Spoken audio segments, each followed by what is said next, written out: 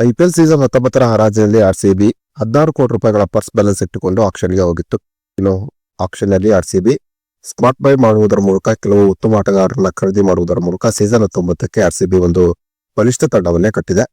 ಇನ್ನು IPL season 19ರ ಹರಾಜಿನಲ್ಲಿ ಕೆಲವು ಬಲಿಷ್ಠ ಆಟಗಾರರನ್ನ ಖರೀದಿಸಿದ ಮೇಲೆ ಐಪಿಎಲ್ ಸೀಸನ್ 19ರಲ್ಲಿ ಆರ್ಸಿಬಿಯ ಸ್ಟ್ರಾಂಗೆಸ್ಟ್ ಪ್ಲೇಯಿಂಗ್ 11 ಯಾವ ರೀತಿ ಇರಲಿದೆ ಎಂಬುದರ ಕಂಪ್ಲೀಟ್ ಡೀಟೇಲ್ಸ್ ಅನ್ನ ಈ ವಿಡಿಯೋದಲ್ಲಿ ನಾವು ನಿಮ್ಮ ಜೊತೆ ಶೇರ್ ಮಾಡಲಿದ್ದೇವೆ. ಈ ಸುದ್ದಿಯ ಡೀಟೇಲ್ಸ್ ಅನ್ನ ಕೊಡುವುದಕ್ಕಿಂತ ಮುಂಚೆ ನೀವು ಆರ್ಸಿಬಿ ತಂಡದ ಅಭಿಮಾನಿಗಳಾಗಿದ್ದಲ್ಲಿ ವಿಡಿಯೋಕ್ಕೊಂದು ಲೈಕ್ ಮಾಡಿ. ಹಾಗೆ ಆರ್ಸಿಬಿ ಸೀಸನ್ 19ರಲ್ಲೂ ಕೂಡ ಚಾಂಪಿಯನ್ ಆಗಿ ಹೊರಹೊಮ್ಮುತ್ತದೆ ಅಂತ ನಿಮ್ಗೆ ಅನ್ಸುತ್ತದೆಯೋ ಅಥವಾ ಇಲ್ಲವೇ ಎಂಬ ನಿಮ್ಮ ಅನಿಸಿಕೆಯನ್ನ ತಪ್ಪದೇ ಕಮೆಂಟ್ ಬಾಕ್ಸ್ ಅಲ್ಲಿ ತಿಳಿಸಿ. ಕೂಡ ಐಪಿಎಲ್ ಸೀಸನ್ 18ರಲ್ಲಿ ಆರ್ಸಿಬಿ ಮೊದಲ ಬಾರಿಗೆ ಐಪಿಎಲ್ ಟ್ರೋಫಿಯನ್ನ ಗೆಲ್ಲುವುದರ ಮೂಲಕ ಇತಿಹಾಸವನ್ನ ಸೃಷ್ಟಿಸಿತ್ತು.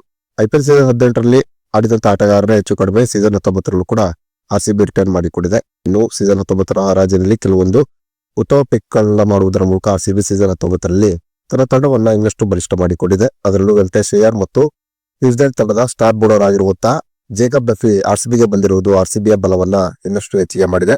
ಇನ್ನು ಐಪಿಎಲ್ ಸೀಸನ್ 19ರಲ್ಲಿ ಆರ್ಸಿಬಿಯ ಪ್ಲೇಯಿಂಗ್ 11 ಈ ರೀತಿ ಇರುವ ಸಾಧ್ಯತೆ ಇದೆ. ಐಪಿಎಲ್ ಸೀಸನ್ 19ರಲ್ಲಿ ಆರ್ಸಿಬಿಯ ಆರಂಭಿಕ ಆಟಗಾರರಾಗಿ ವಿರಾಟ್ ಕೊಹ್ಲಿ ಮತ್ತು ಫಿಲ್ ಸಾಲ್ಟ್ ಕಣಕ್ಕಿಳಿದಿದ್ದಾರೆ.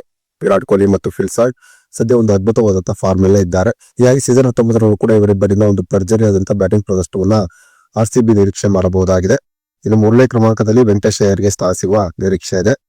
ಸೀಸನ್ 18ರಲ್ಲಿ ಆರ್ಸಿಬಿ ತಂಡದ ಪರವಾಗಿ ದೇವದತ್ ಪಡಿಕ್ಕಲ್ 3ನೇ ಕ್ರಮಾಂಕದಲ್ಲಿ ಬ್ಯಾಟಿಂಗ್ ಮಾಡಿ ಒಂದು ಉತ್ತಮವಾದ ಪ್ರದರ್ಶನ ತೋರಿದ್ದರು. ಹೀಗಿದ್ದರೂ ವೆಂಕಟೇಶ್ ಅಯ್ಯರ್ಗೆ ಐಪಿಎಲ್ ಸೀಸನ್ 19ರಲ್ಲಿ ಆರ್ಸಿಬಿಯ 3ನೇ ಕ್ರಮಾಂಕದಲ್ಲಿ ಸ್ಥಾನ ಸಿಗುವ ನಿರೀಕ್ಷೆ ಇದೆ.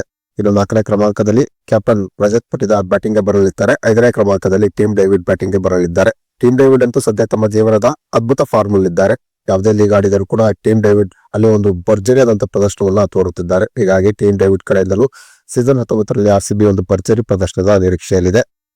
ಇನ್ನು 6ನೇ ಕ್ರಮಾಂಕದಲ್ಲಿ ಜಿತೇಶ್ ಶರ್ಮಾ ಬರಲಿದ್ದಾರೆ. ಜಿತೇಶ್ ಶರ್ಮಾ ಕೂಡ ಸದ್ಯ ಒಂದು ಉತ್ತಮವಾದ ಫಾರ್ಮ್ ಇರುವುದು ಆರ್ಸಿಬಿಗೆ ದೊಡ್ಡ ಪ್ಲಸ್ ಪಾಯಿಂಟ್. ಇನ್ನು 7ನೇ ಕ್ರಮಾಂಕದಲ್ಲಿ ಬಿಗ್ ಹಿಟ್ಟರ್ ಆಗಿರುವಂತಹ ರೊಮಾರಿಯೋ ಶೆಫರ್ಡ್ ಬ್ಯಾಟಿಂಗ್ ಗೆ ಬರಲಿದ್ದಾರೆ. ರೊಮಾರಿಯೋ ಶೆಫರ್ಡ್ ಕೂಡ ಸದ್ಯ ಒಂದು ಅದ್ಭುತವಾದಂತಹ ಲಯದಲ್ಲಿದ್ದಾರೆ.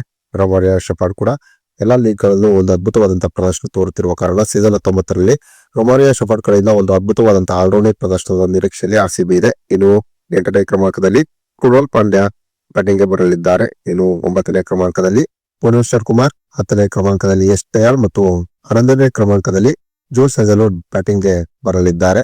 ಮೇಲ್ನೋಟಕ್ಕೆ ಆರ್ಸಿಬಿ ತಂಡವನ್ನು ನೋಡಿದಾಗ ಆರ್ಸಿಬಿ ತಂಡ ಎಲ್ಲಾ ಭಾಗದಲ್ಲೂ ತುಂಬಾನೇ ಬಲಿಷ್ಠವಾಗಿ ಕಾಣುತ್ತಿದೆ. ಅದರಲ್ಲೂ Virat Kohli, Phil Salt, Venkatesh Iyer, Rajat Patidar, Tim David, Jitesh Sharma, Romario Shepherd ಮತ್ತು ಕೃಣಾಲ್ ಪಾಂಡ್ಯ ಒಳಗೊಂಡಿರುವಂತಹ ಆರ್ಸಿಬಿಯ ಬ್ಯಾಟಿಂಗ್ ಗಳೆಲ್ಲ ವಿರೋಧಿ ತಂಡದ ಬೌಲರ್ಸ್ ಗಳಿಗೆ ಭಯ ಹುಟ್ಟಿಸುವಂತಿದೆ. ಇನ್ನು ಬೌಲಿಂಗ್ ವಿಭಾಗದಲ್ಲೂ ಕೂಡ ಆರ್ಸಿಬಿ ತುಂಬಾನೇ ಬಲಿಷ್ಠವಾಗಿದೆ. Josh Hazlewood, Bhuvneshwar Kumar, S Dayal, Krunal Pandya, Romario Shepherd ಮತ್ತು ಸುಯೇಶ್ ಶರ್ಮಾ ಒಳಗೊಂಡಿರುವಂತಹ ಆರ್ಸಿಬಿಯ ಬೌಲಿಂಗ್ ಲೈನ್ಅಪ್ ತುಂಬಾನೇ ಬಲಿಷ್ಠವಾಗಿದೆ. ಹೀಗಾಗಿ ಖಂಡಿತವಾಗಿಯೂ ಸೀಸನ್ 19ರಲ್ಲೂ ಕೂಡ ಆರ್ಸಿಬಿ ಒಂದು ಭರ್ಜರಿಯಾದಂತಹ ಪ್ರದರ್ಶನ ತೋರುವುದರ ಮೂಲಕ ಸೀಸನ್ 19ರಲ್ಲಿ ಆರ್ಸಿಬಿ ಚಾಂಪಿಯನ್ ಆಗಿ ಹೊರಹೊಮ್ಮಬಹುದೆಂಬ ನಿರೀಕ್ಷೆಯಲ್ಲಿ ಇದೀಗ ಆರ್ಸಿಬಿ ಅಭಿಮಾನಿಗಳಿದ್ದಾರೆ.